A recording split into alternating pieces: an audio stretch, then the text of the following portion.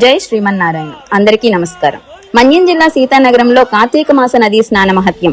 మహాద్భుతమైన ఈ కార్తీక మాసంలో మనం మన్యం జిల్లా సీతానగరంలో వెలిసిన దివ్యక్షేత్రం మరియు సువర్ణముఖి నదీ తీరం యొక్క విశిష్టతను గురించి తెలుసుకుందాం.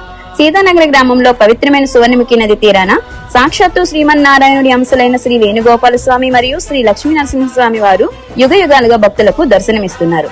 ఈ క్షేత్రం యొక్క అత్యంత అరుదైన మరియు అద్భుతమైన విశిష్టత ఏమిటంటే, ఈ దేవాలయం వద్ద సువర్ణముఖి నది దక్షిణ దిశ నుండి ఉత్తర దిశగా ప్రవహిస్తుంది. ఉత్తర దిశగా ప్రవహించే ప్రదేశాలను ఉత్తరవాహిని అని అంటారు.